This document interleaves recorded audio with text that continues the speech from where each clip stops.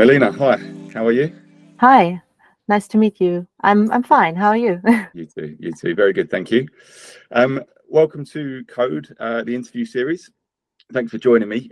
Before we start, this is obviously slightly different to our usual or most recent magazine style kind of transcript interview in that we're recording. That's the obvious bit, but the reason why we're recording, I wanted to highlight just before we start speaking. Of course, it was something that I suggested. It's something I was keen to do. It's something we're keen to be doing more of. But more importantly, I think it was something you wanted to do for reasons that you mentioned. I know you like the idea of a video interview because you think it might be of benefit, but not really to yourself, but more so to others. Not just hearing your opinion, not just hearing your voice, but kind of seeing you on screen as well. And I think that is a really valid point. I'll let you elaborate on this in a little bit more detail as we go, as I know it's something you're passionate about. But I just wanted to bring it to the attention of anybody watching or listening as I share your opinion firstly, and in the short time that I've known you, I think it says a lot about your character and your mission as well. So yeah, before we get that out of the way, but Melina, if you could please give us a little bit of an introduction to yourself, to your background, what it is you're up to right now, that'd be great. Yeah, sure.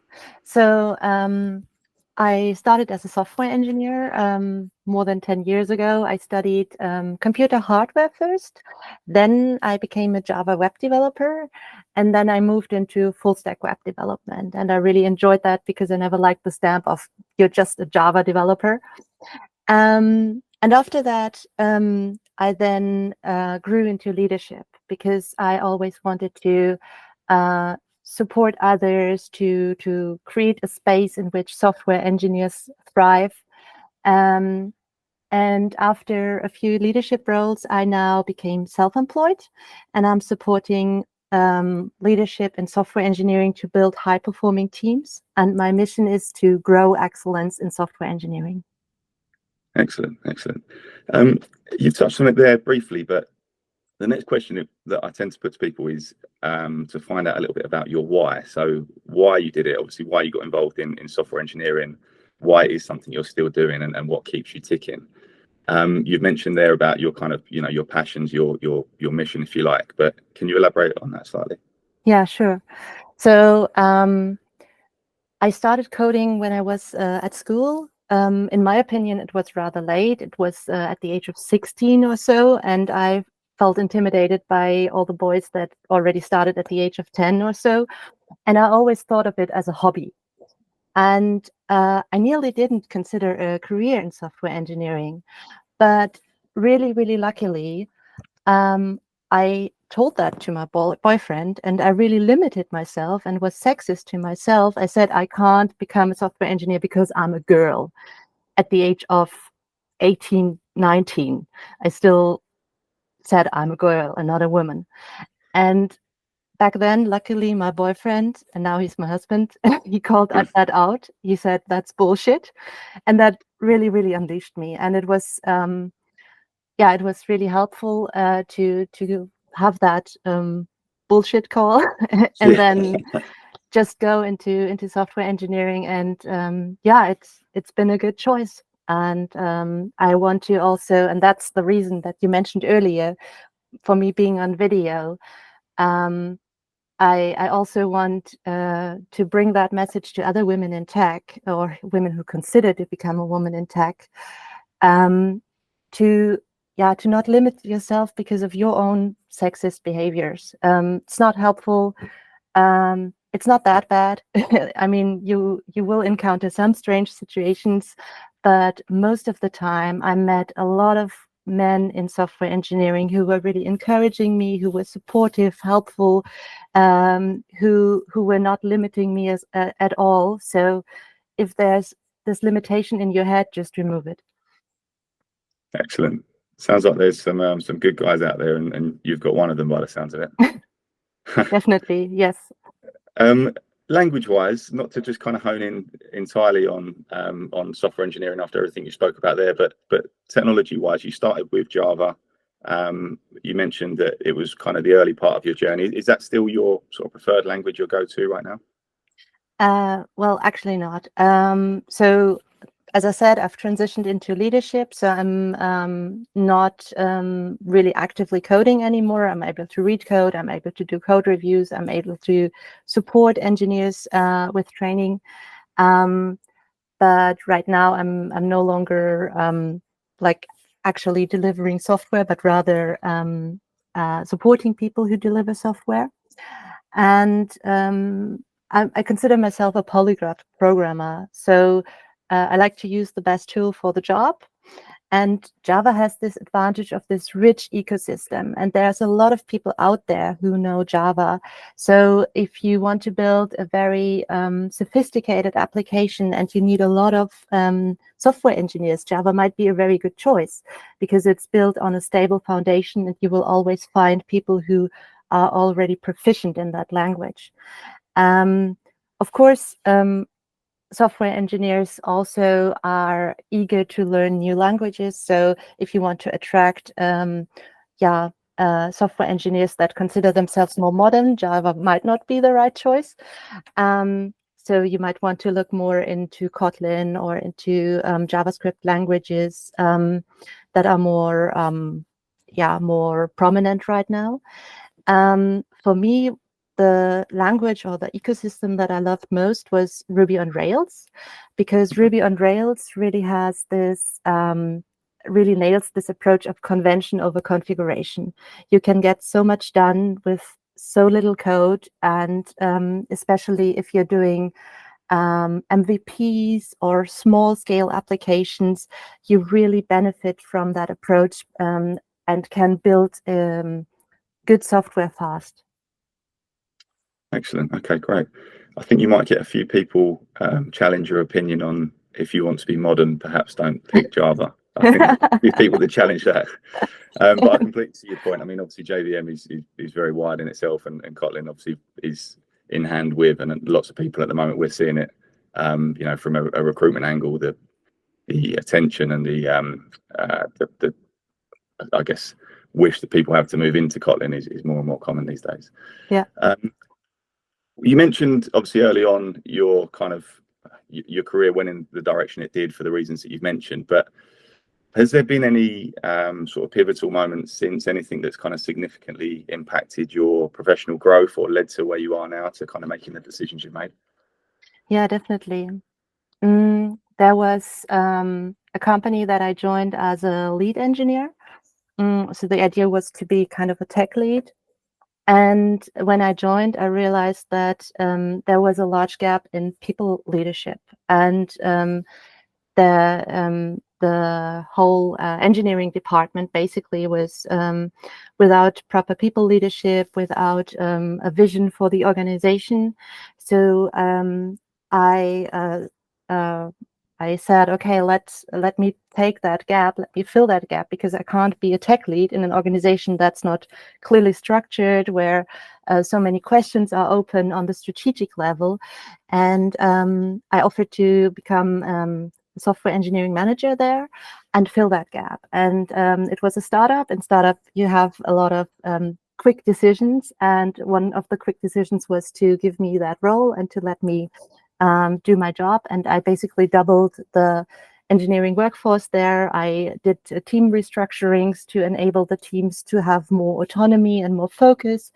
And it was a lot of fun. I really enjoyed being in such a rapidly changing, volatile, uncertain, complex and ambiguous environment, and to have also these tight constraints. So we can't spend like an immense budget on freelancers, but we can only spend that and then negotiate and figure out what's the best way to solve the current problems that we have with the limited resources.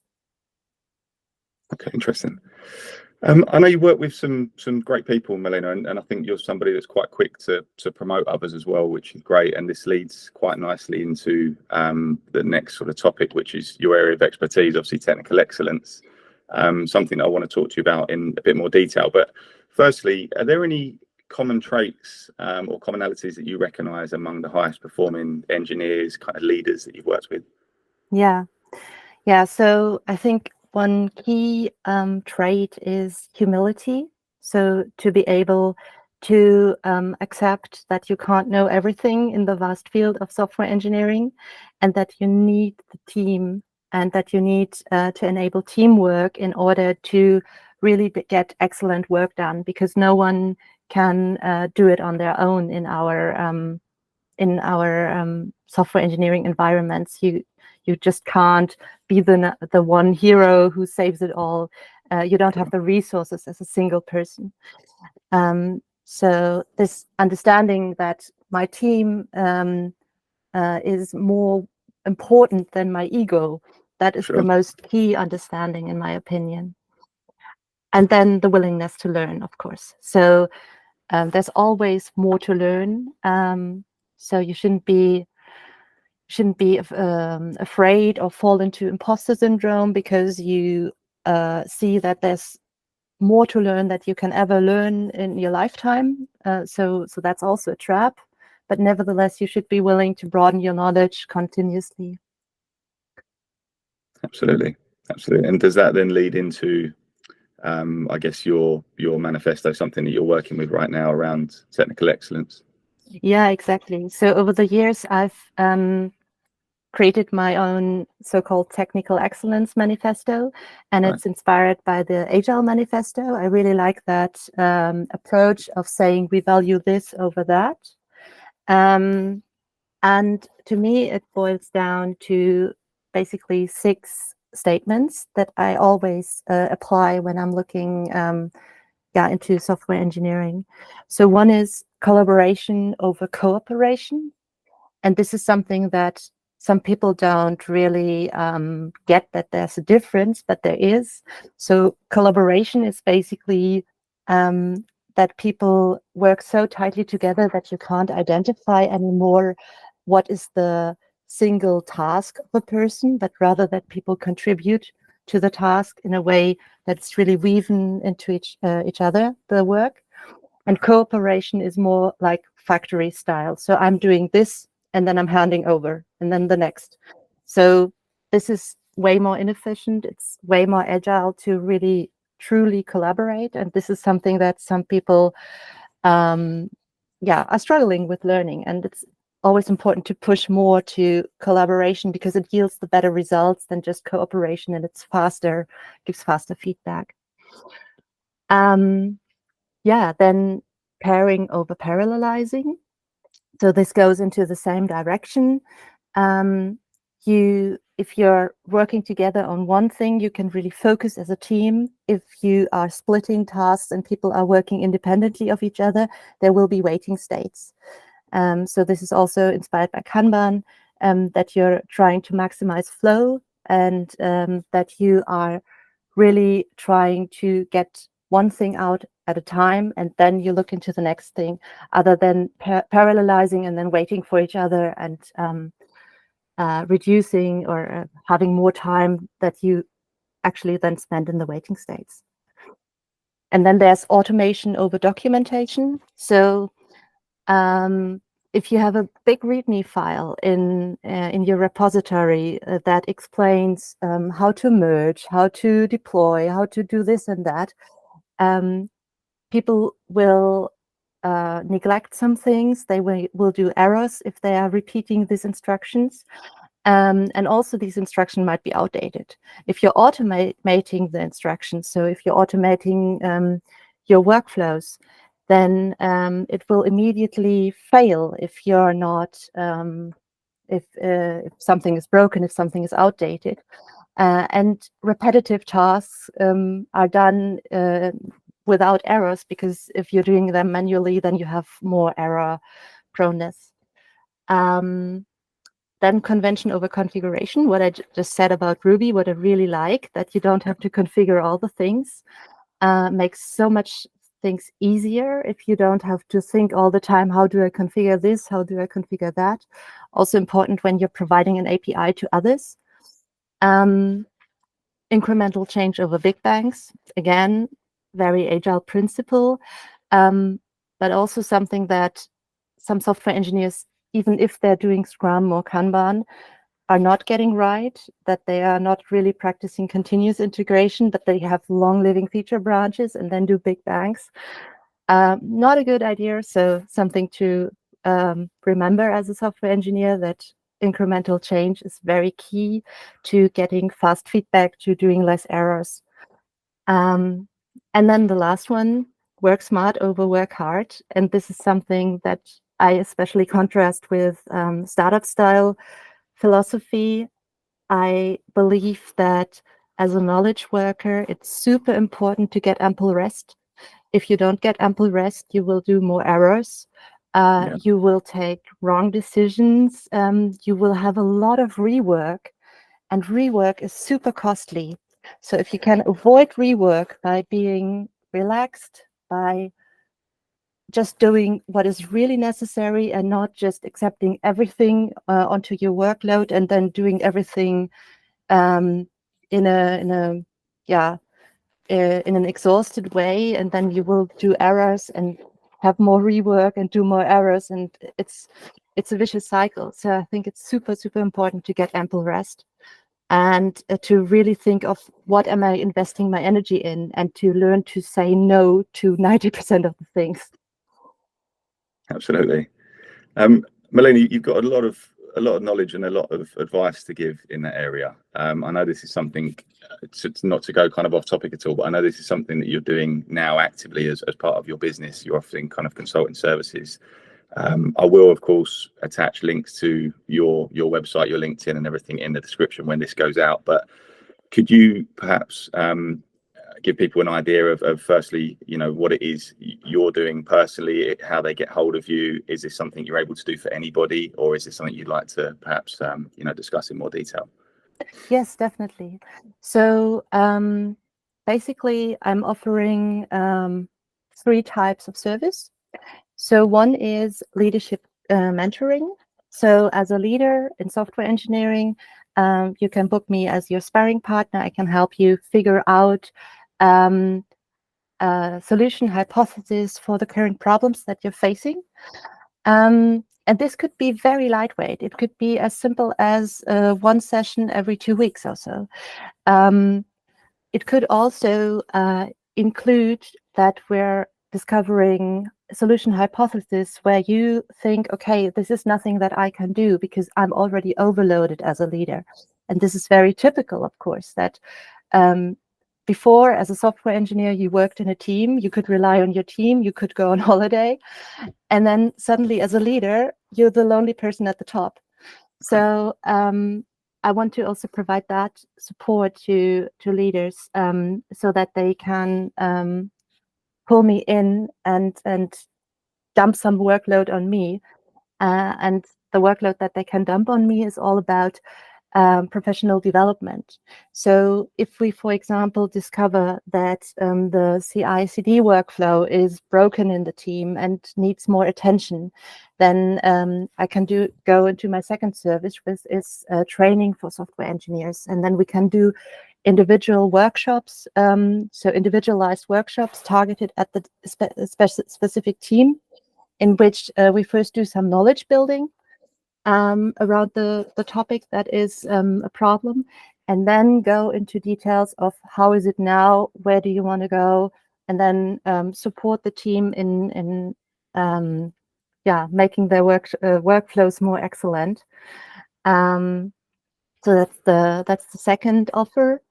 And the third offer is all about really filling a leadership gap, because this is also a problem that some companies are facing, especially when they're growing. They might discover, okay, my leader is so overloaded. They have a headcount of 20, 30 people. How shall they get anything done? And we need a new role here, but hiring takes months. So filling that leadership gap is also one of my offers, be it introduced by hypergrowth or by someone leaving who is not easily replaced. Sounds good. You've got a lot to offer. I'm sure you do very well in this space. Thank you. I know, this is something that I'm always keen to talk about, but it's always interesting to know how people in your position, people of software engineering backgrounds now in the kind of leadership space, how do you anticipate the industry evolving in the next few years? And is there anything in particular that you are or people can be doing to prepare for these changes, do you think? So what I see in software engineering over the last decade is especially that we're adding more and more layers of indirection on top. AI is just the most recent layer, but even if you look at, for example, front-end engineering, the number of dependencies that you need to create a front end is constantly growing. And there's a lot of knowledge in that dependencies, a lot of solutions that have already been built and that you can just use as a developer. And especially junior software engineers, in my opinion, they struggle to understand what are these layers responsible for, where's the problem solved in which layer, because for them it's first of all a big blob. And so I see that people who join newly, that they are specialized in one layer and that they have difficulties to understand what are the different layers responsible for and how to work with that correctly. So there's more room for making errors because you don't know what you're depending on. And this is something where I think it's really important to invest in training and into people understanding more about the underlying concepts, because the technologies are changing so rapidly, but the underlying concepts are still very similar to what you learned like 10 years ago. And this is really important, that there's more deeper knowledge building, so that people are not running into accidental errors because they only understand a fraction of the system. And I think this is really demanding.